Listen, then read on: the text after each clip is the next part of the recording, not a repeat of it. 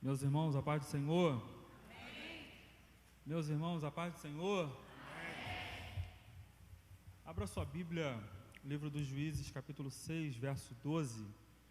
Juízes, capítulo 6, verso 12. Quero louvar a Deus pelo privilégio de estar ministrando aqui na igreja, aqui na sede. Quero louvar a Deus pela vida do nosso pastor Silas, nosso pastor Elisete. Deus continue os abençoando. Quero louvar a Deus também pela vida do pastor Romildo, da irmã Carminha, que tem sido bênção em nossas vidas, profeta que Deus levantou para nos abençoar. Nós somos da ADVEC São Gonçalo, nosso pastor Alex Alves, um grande homem de Deus. Também estou acompanhado aqui da minha esposa Raquel, que esteve pregando aqui. Deus abençoe, pastor Vantes, pastora Luciana, toda essa igreja, toda essa casa, Deus abençoe em nome de Jesus. Amém? Você achou o texto? Diga amém.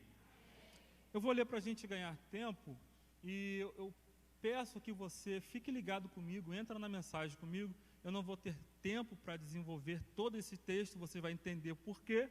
Porque esse texto, ele oferece muitos recursos contextuais.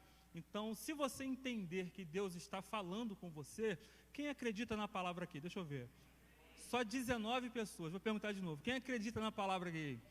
Amém. Então, se você entender que Deus está falando com você, você pode reagir como? Falando glória a Deus. Fala comigo, glória a Deus. Fala comigo, fala a Deus. É mistério.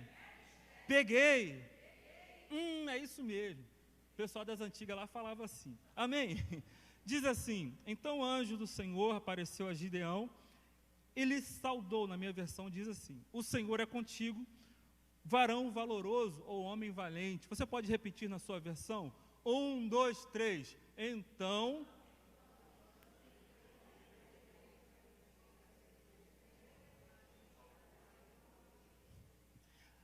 amém. Vamos repetir junto comigo? Então, o anjo do Senhor apareceu a Gideão e lhe disse, o Senhor é contigo, varão valoroso. Amém. A igreja pode tomar seu assento? Em nome de Jesus. Como eu disse a vocês, esse texto, esse episódio apresenta algumas anomalias, e quando a gente lê esse episódio, quando a gente estuda esse texto, a gente consegue perceber que algumas coisas fazem conexão com a realidade, outras coisas não, nem tanto. Então eu preciso que você me empreste o máximo da sua atenção, porque eu tenho certeza que Deus vai falar com você nesta tarde profética. O livro dos Juízes é um livro que retrata o período teocrático. Como assim? O que é teocracia? É o período em que o próprio Deus governava o seu povo através dos juízes. Quem eram os juízes? Os estudiosos afirmam que existiram aproximadamente 13 juízes. Esses juízes eram pessoas que Deus levantava para instruir o seu povo. Se fosse nos dias de hoje, os pastores, as lideranças seriam considerados os juízes. Existiram alguns juízes muito famosos da sua época, Sansão, Baraque, Débora, né? aquela questão daqueles dois lá. E no episódio que a gente leu, para a gente ganhar tempo, a gente vai enxergar essa história de Gideão. Esse período aqui é um dos mais caóticos possíveis. A história diz que o povo vivia numa gangorra espiritual. Numa hora, eles estavam 100%, fogo puro, dando glória a Deus, levantava a mão quando o pregador entregava algo da parte de Deus, vinha para todos os cultos, ofertava, dizimava, estava na tarde profética, enfim. E num outro momento, eles se desviavam, adoravam a outros deuses, se prostituíam espiritualmente. E por causa disso, no capítulo 6, o texto vai dizer que os filhos de Israel, e eu vou sintetizar, eu vou resumir esses filhos de Israel para a gente ganhar tempo, porque em algumas versões fala filhos de Israel, fala hebreus, fala judeus. Então, para a gente entender, eu vou sintetizar para povo de Deus, amém? Então o texto diz que o povo de Deus fez o que parecia mal aos olhos do Senhor. Por essa razão, Deus os entregou nas mãos dos midianitas. Perceba que os midianitas fizeram um acordo diplomático com mais duas nações. Repita comigo, os amalequitas e os orientais. Não, só quem almoçou, a gente não almoçou não porque não deu tempo. Repete comigo aí, amalequitas e orientais. São 3 nações. Por quê? Nesse tempo, nesse período, era comum a nação A se juntar à nação B para pelejar contra a nação C, porque os inimigos, as nações pagãs, quem está me ouvindo, diga amém. As nações pagãs, conhecendo o poder do Deus de Israel, eles não seriam atrevidos a ponto de enfrentar os judeus sozinhos, porque eles conheciam a fama do Deus de Abraão, do Deus de Isaac, do Deus de Jacó, os grandes feitos de José, de Moisés, de Josué. Então, por isso que eles se uniram numa espécie de acordo diplomático para enfrentar o povo de Deus. E esse cenário, eu preciso que você preste atenção aqui. Esse cenário, a gente vai conseguir enxergar um mapeamento de como o diabo trabalha. Eu vou repetir, nessa introdução aqui você vai perceber como o diabo trabalha, quais são as suas técnicas, quais são as suas habilidades, qual é a sua estratégia para desligar, enfraquecer e destruir o povo de Deus. A história diz que os midianitas, as 3 nações, roubavam a novidade da terra. Repete comigo, novidade da terra. Pessoal lá atrás, repete, novidade da terra. A novidade da terra era o seguinte, o povo, pastora, eles viviam de plantio, cultivavam diversas especiarias. Então, a novidade da terra era usado para ofertar a Deus.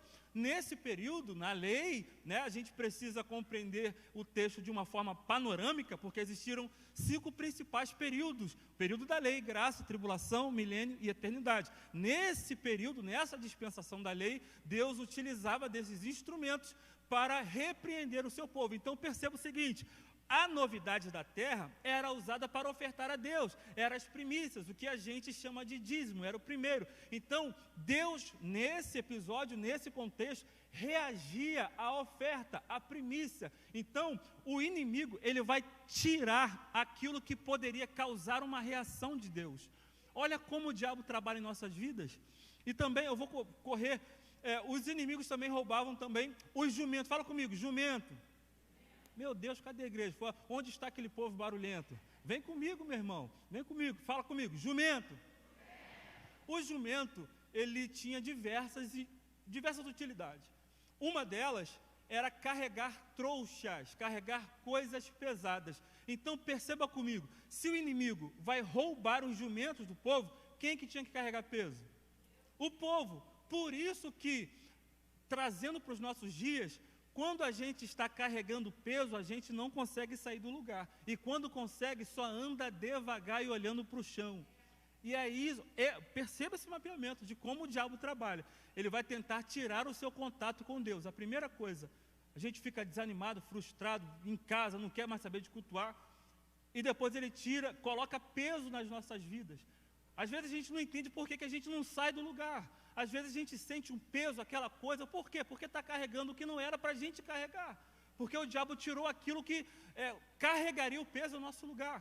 O texto, daqui a pouco a gente aplica, o texto também diz que os midianitas roubaram os bois. Fala comigo, bois. O boi também tinha diversas utilidades. Uma delas, ele servia para a prensa de azeite. Amarrava-se um tronco no boi, tinha uma espécie de pedra giratória, colocava as azeitonas, o boi girava aquela pedra, produzia as azeitonas. E o azeite, gente, isso aqui é muito interessante. O azeite para o povo judeu tinha muitos significados. Era usado para fazer alimentos, remédios, sabão, sabonete, e também o judeu, ele se banhava de azeite. Por quê?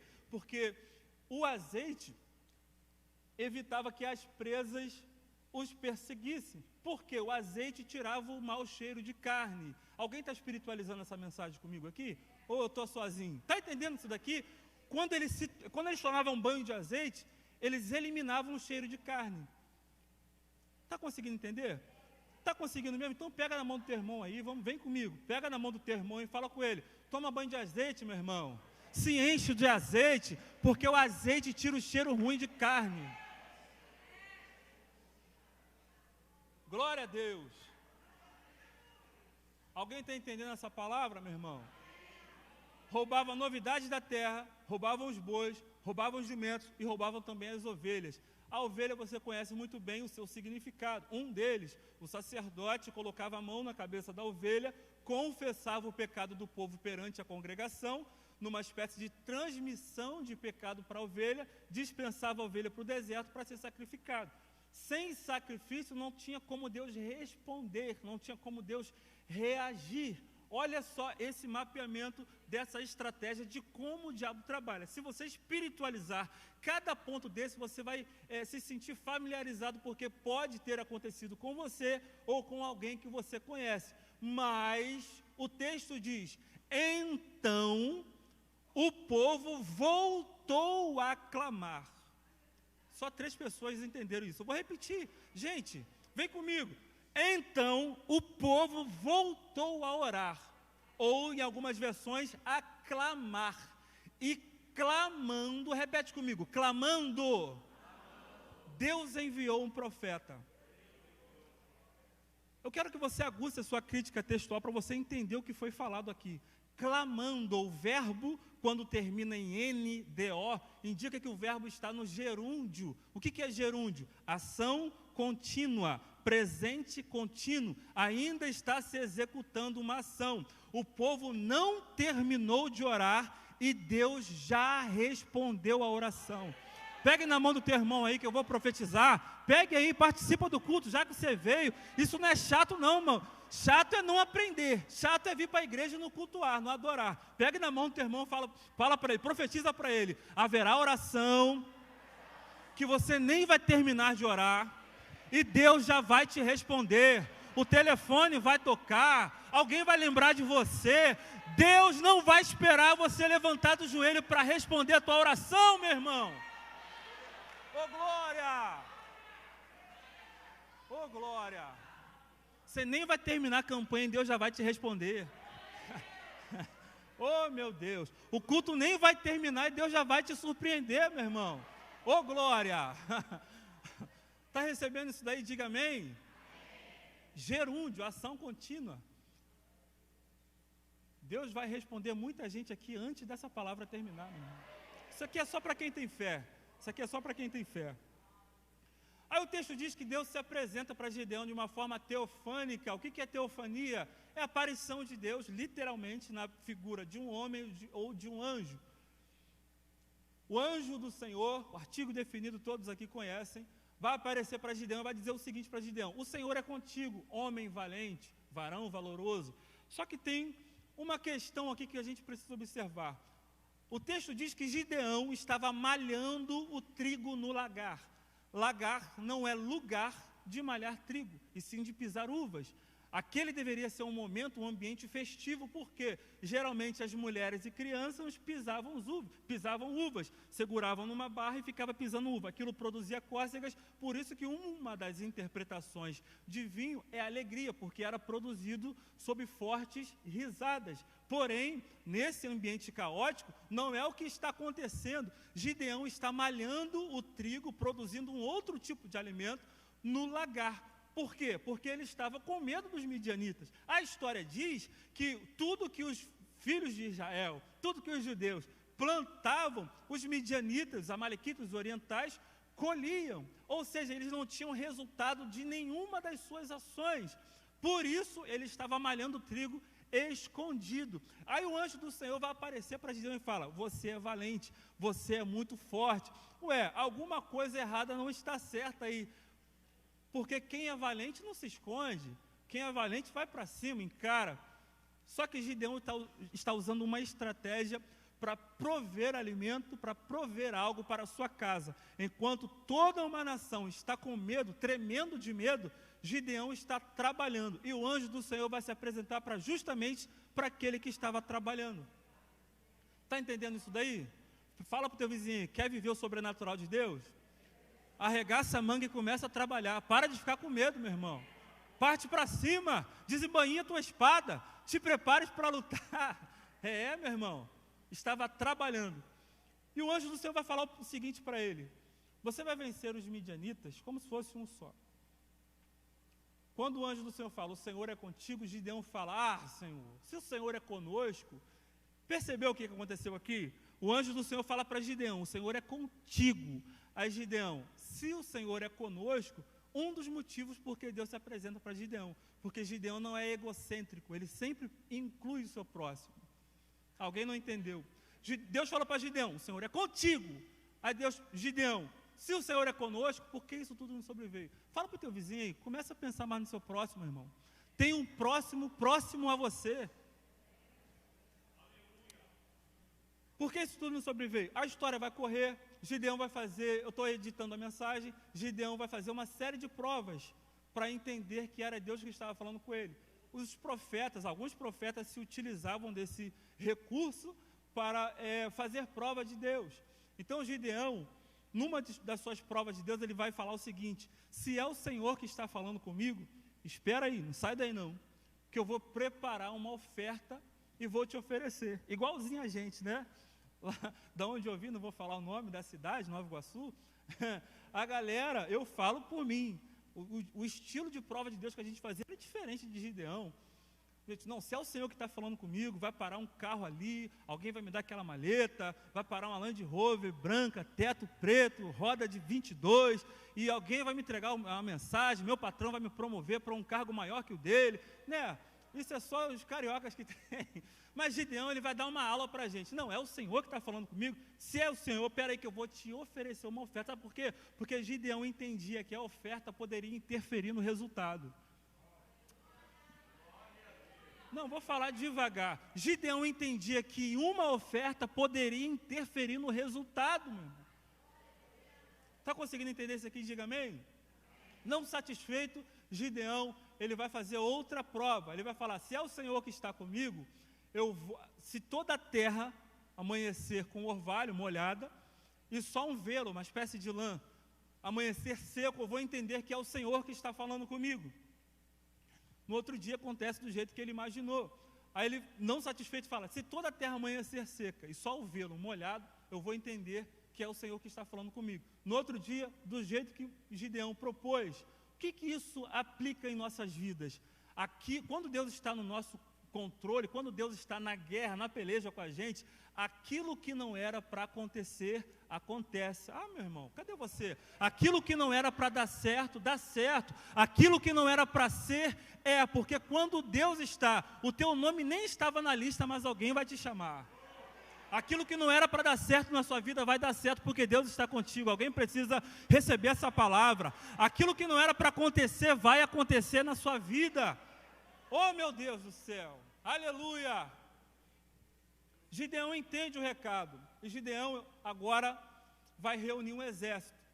Ele vai reunir um exército de 32 mil homens. Os midianitas com os amalequitas e com os orientais formavam um exército de 135 mil homens. Fala comigo, 135 mil.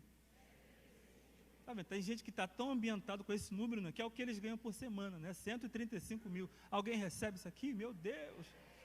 135 mil midianitas, amalequitas e orientais contra 32 mil judeus. A irmã tomou posse, né? Maravilha! Cada soldado de Gideão, pastor, deveria vencer 4 midianitas. Aí Deus chama Gideão no RH, fala, Gideão, senta aí. Tem muita gente com você. Olha como que Deus, olha a mentalidade. Deus fala, se esse povo vencer, esse povo vai falar que venceu por causa do seu braço, por causa do seu currículo, por causa do seu sobrenome, por causa das suas habilidades. Faz o seguinte, grita, quem for covarde e medroso, que volte. Basta Gideão falar a verdade. Na minha versão diz o seguinte, quando Gideão chega para o povo e fala, quem estiver tremendo de medo, volte. Voltaram quantas pessoas? Fala comigo, 22 mil. 10 mil ficaram. Cada soldado de Gideão deveria vencer 13 homens e meio, 13,5. Aí Deus chama Gideão no RH. Fala, Gideão, senta aí de novo. Ainda tem muita gente com você. Se esse povo vencer, esse povo vai ficar soberbo, vai começar a se achar, não vai atender ninguém no telefone, não vai responder ninguém no WhatsApp, vai achar que é o cara. Porque tem gente que é assim, né? Quem se acha se perde, meu irmão. Não, vou falar de novo. Quem se acha está perdido. Fala para o teu vizinho aí, para ele não perceber. Fala assim, abaixa a bola, meu irmão. Calma, desce do pedestal, meu irmão. Quem se acha está perdido. Se acha em Cristo. Se acha em Deus. Ô, glória. Está entendendo isso aqui? Diga amém. Aí Deus vai dar uma estratégia. Você percebeu que na introdução dessa mensagem, que eu estou cortando e editando bastante por causa do tempo, na introdução dessa mensagem você viu como o diabo trabalha. E a gente percebeu também como o homem deve reagir mediante as adversidades. Agora Deus está mostrando como ele trabalha. Quando Gideão bota o povo para beber água, é uma estratégia militar que está sendo implantada aqui. Deus fala, ó, quem beber água como bebe o cão, ou seja, trazendo a água à boca, coloca a parte. Agora, quem mergulhar, dar pirueta, dar salto mortal, fazer acrobacia, não sei se eu falei certo, coloca numa parte. Quem fez tudo isso que eu falei, menos beber água como bebe o cão, foram 9.700. E 300 homens beberam água como bebe um cão. Sabe por quê? Porque isso aqui traz uma lição para a gente muito interessante. Tem gente que faz tudo, tem gente que se sacia, tem gente que mergulha, mas não vigia o inimigo. Tem gente que ora muito, mas não vigia nada. Tem gente que prega muito, mas não vigia nada. Tem gente que canta muito, que toca muito, que faz um monte de coisa, mas não vigia nada. Quem não vigia vira presa fácil para o inimigo. Fala para o teu vizinho, você pode pregar, mas você tem que vigiar também, meu irmão. Fala para o teu vizinho, igual os nossos irmãos nordestinos, vigia, crente. Meu irmão. 300 homens de Gideão. 300 homens contra 135 mil soldados midianitas, amalequitas e orientais. Cada soldado de Gideão deveria vencer 450 inimigos. Aí Deus não chama Gideão. Aí Deus vai se manifestar. Sabe por quê? Porque quando eu posso fazer, Deus não se manifesta. Quando o meu sobrenome me garante, me dá acesso, Deus não se manifesta. Quando eu me garanto nos meus contatos, naquele polícia que eu conheço, no deputado, no vereador, no prefeito, Deus não se manifesta. Agora, quando é impossível para mim, quando é impossível para você, Deus se manifesta porque Ele não divide a glória dEle com ninguém, meu irmão. Ô, glória! Aleluia! Caminhando para o fim, Gideão, ele vai reunir seu exército de 300 homens e vai instruir os seus soldados. Porque o sucesso de uma batalha depende do nível de instrução que se recebe. Eu vou repetir. O sucesso de uma batalha depende do nível de instrução que se recebe. Aí Gideão vai instruir os seus homens, vai colocar nas mãos deles, repete comigo, vasos vazios, tochas acesas e trombetas. Gideão vai usar essas armas contra um exército fortemente armado, até os dentes. Gideão vai falar, ó, assim como eu fizer, vocês vão fazer também. Por quê? Porque o sucesso de uma batalha depende do quanto a gente copia o líder. Está entendendo isso daqui? Eu vou falar de novo. O sucesso de uma batalha depende do quanto a gente copia o líder, obedece o líder. Quando eu falo dessa passagem, eu lembro que em 168 aproximadamente antes de Cristo, quando o sacerdote Matatias vai receber uma comissão do general Apeles, do imperador Antíoco IV Epifânio, esse episódio está registrado na famosa Guerra dos Macabeus, período interbíblico, intertestamentário. O general Apeles vai fazer uma proposta para o sacerdote Matatias, vai falar o seguinte, sacrifica um porco no altar. Olha só, para quem conhece a cultura judaica, sabe que o porco era um animal imundo, proibido o seu uso pelos judeus. E o sacerdote Matatias, sendo judeu, recebe essa proposta. Sacrifica um porco no altar? Aí o sacerdote Matatias vai fazer o seguinte, ele vai desembainhar a espada. Ele vai matar o porco e a comitiva do general Apeles. Sabe por quê? E ele vai seguir, ele vai falar, ó, quem for zeloso pela palavra, segue após mim. Uma espécie de liderança que tem Bíblia, que tem palavra. Meu irmão, já que você quer seguir alguém, segue quem tem Bíblia. segue quem ora, não segue quem sacrifica porco no altar, não. Tem muita gente aí, pastor, que sacrifica porco no altar e está arrastando multidões, mas eu tenho certeza que Deus me trouxe aqui na tarde profética para falar para um povo que quando recebe uma proposta para ferir, para trair o altar, a gente desembainha a espada, passa a espada nessa comitiva aí, porque a gente precisa seguir quem tem Bíblia, seguir quem ora, seguir quem é crente, quem é homem, quem é mulher de Deus. Ô, meu irmão, segue o seu líder. Aleluia! Glória a Deus. Gideão vai instruir seus homens, assim como eu fizer, vocês vão fazer também, pelo Senhor e por Gideão. Aí, ao meu sinal, vocês, tocha acesa, colocado no vaso vazio, e ao meu sinal, vocês vão tocar essa trombeta aí. O exército estava reunido, os midianitas estavam reunidos no vale. Gideão vai cercar com 300 homens o arraial inimigo. E naquela época não existia uma poluição sonora como existe hoje. Então, quando quebraram os vasos ao sinal de Gideão, produziu um barulho muito alto, a ponto dos soldados midianitas, amalequitas e orientais começaram a lutar entre si e se matar.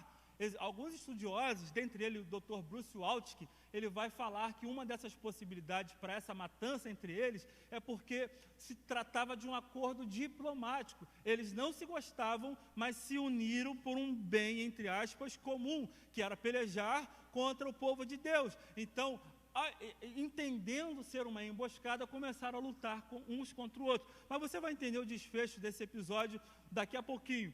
Então, Gideão, quando instrui os seus soldados a quebrar os vasos, os inimigos começam a lutar entre si. Deixa eu aplicar para a sua vida aqui. O barulho do vaso, quando quebra, faz o inimigo se desesperar. Não, alguém precisa espiritualizar isso aqui. O barulho do vaso se quebrando faz o inimigo se desesperar, meu irmão. Faz ele se derrotar. Fala para o teu vizinho aí, quer ver o seu inimigo sair voado de perto de você, meu irmão? Quebra o vaso. Porque o barulho do vaso quebrando faz o inimigo se matar. Está entendendo isso aqui? Diga amém. Gideão vai instruir seus homens, quebraram o vaso, a luz aparece, quando a luz aparece, o inimigo ofusca a visão do inimigo, porque naquela época não existia poluição audiovisual, estou acostumado com o teclado, com visual. Então o barulho do vaso se quebrando assustou o inimigo, fez eles se matarem, lutarem entre si. E o barulho, a visão, a claridade das tochas também ofuscou a visão do inimigo, a ponto do inimigo não conseguir enxergar nada. Está conseguindo entender isso daqui? E olha só, a igreja pode ficar de pé, pastor? A igreja pode ficar de pé? Você pode se colocar de pé? Já estou terminando. Vasos vazios, tocha acesa e trombeta. A trombeta, ela tinha diversas funcionalidades para o povo judeu, na cultura judaica. Uma delas, que o Dr. Bruce Waltke, especialista em Antigo Testamento, vai trazer para nós, é essa que eu vou compartilhar com vocês.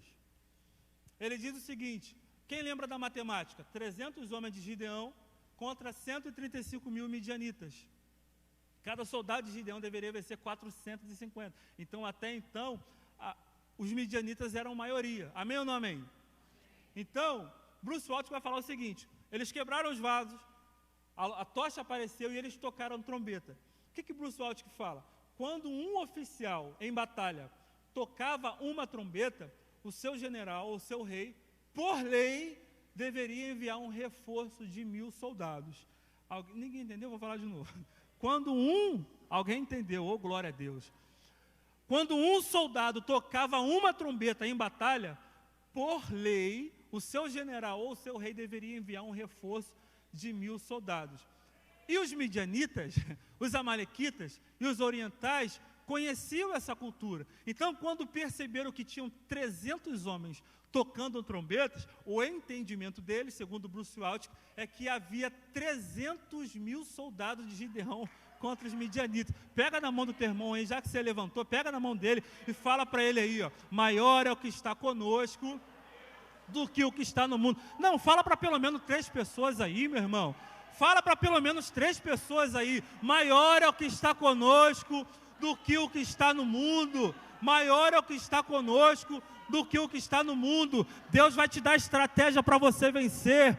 Deus vai tocar na sua mente para você entender como e quais armas você deve usar para vencer o inimigo. Fala para o teu vizinho aí, ó. Maior é o que está contigo do que o que está no mundo. Fala para ele. Oh, glória! Você não está sozinho nessa batalha, meu irmão. Oh, glória! Você não está sozinho nessa peleja, meu irmão.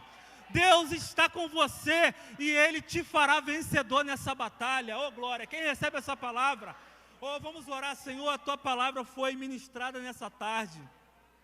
Oh, meu Deus, a Tua palavra foi ministrada nessa tarde. Continua nos dando estratégia, sabedoria. Nos mostre quais armas devemos usar para vencermos essas adversidades, Senhor. A Tua palavra é uma semente que foi lançada numa terra fértil. Que o Teu Espírito venha regar essa semente e que vidas venham desfrutar dos frutos produzidos por essas árvores que serão crescidas nesse momento, em nome de Jesus. Recebe essa palavra se você entendeu. Aplauda o Senhor nessa tarde. Deus abençoe.